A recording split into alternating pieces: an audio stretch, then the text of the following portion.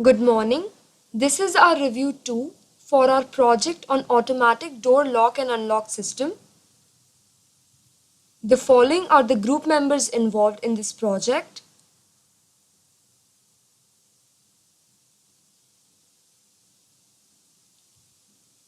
This is the basic block diagram of our project. So here we are mainly using the 8051 microcontroller, which is connected to a keypad, LCD and servo motor.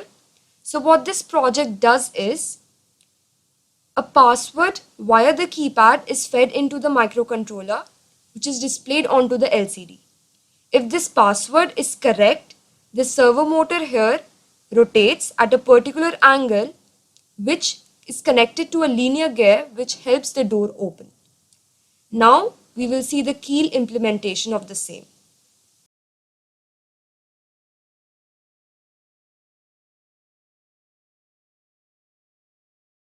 This is the key implementation of our project. Here we first discuss the keypad implementation, followed by the password checking condition and servo motor implementation. So first, all the rows and columns are given a port number. Then the columns are set to high. Various commands like these are used to enable LCD printing. Now moving on, a value 5H is moved to register R1.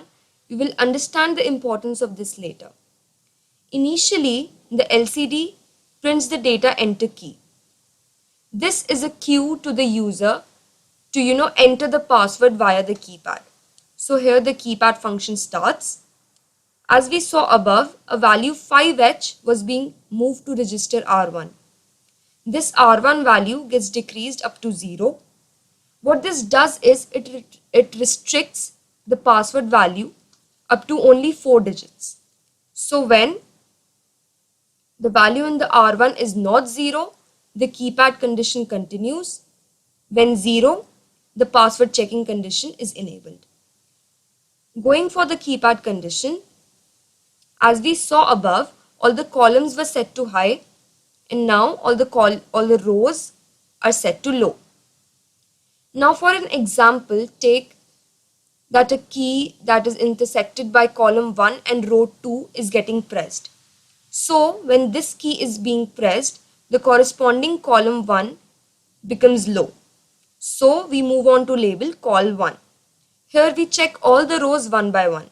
So checking for row 1, it is set to high and all the other rows are set to low.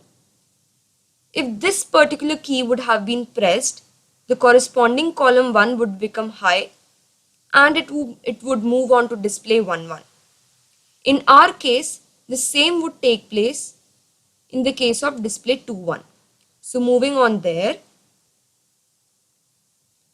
this is the condition. As we can see, all the digits here are masked with the help of an asterisk.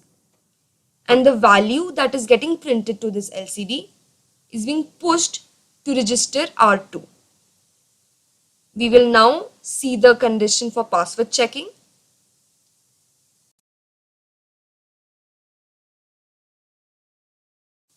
So this is the key implementation for our password checking condition. So here we have given the correct password as 1234. So now above we saw that each of the printed values in the LCD was being pushed to the register R2. So enabling the functioning of stack here, we pop those 4 values entered into the LCD to registers 2, 3, 4 and 5.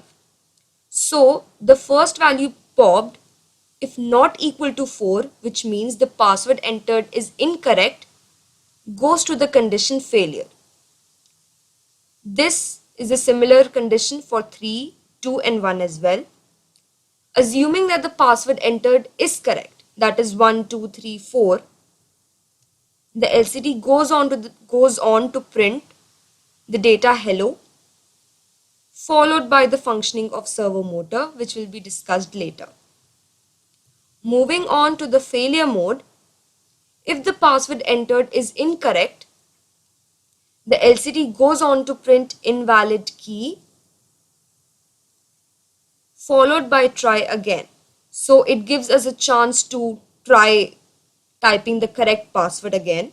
So we move on to start. What start does is it goes back to the program of initializing the LCD to enter key, followed by again the keypad functioning, and then the password checking condition. Next, we will see the servo motor implementation.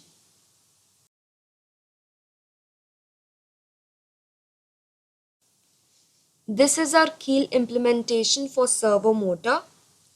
Here we have initialized timer 0 in 16-bit mode, and we have called two loops to give delays, onems and twenems. In the loop onems, we are giving a delay of 1.5 milliseconds. What this does is it enables the servo motor to rotate till 90 degrees. The delay value can be changed to give different angles of rotation. Now, what the twenems loop does is it provides a normal delay of 65 milliseconds. This is done because, as we all know, servo motor is a mechanical device. So, for proper functioning of this delay has been provided. Moving on, we'll see the protest simulation of the same.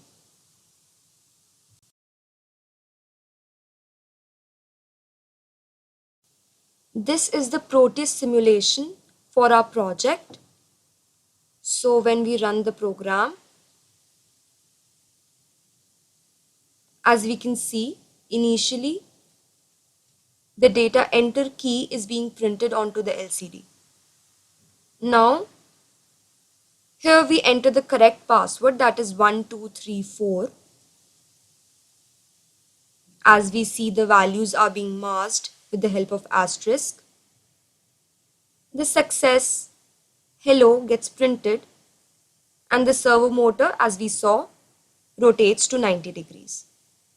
Now what happens if we enter a wrong password? We will run the code again.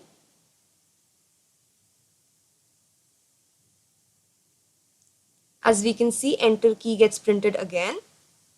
We enter a wrong password, let's say 1111.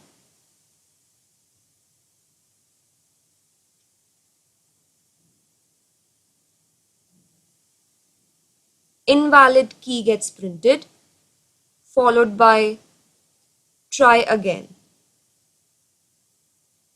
So it gives the user a second chance to print. So let's see and give the correct password, 1234. So hello gets printed again and the servo motor rotates. This servo motor in our hardware implementation, we will be connecting to a linear gear which will help the door to open. Thank you.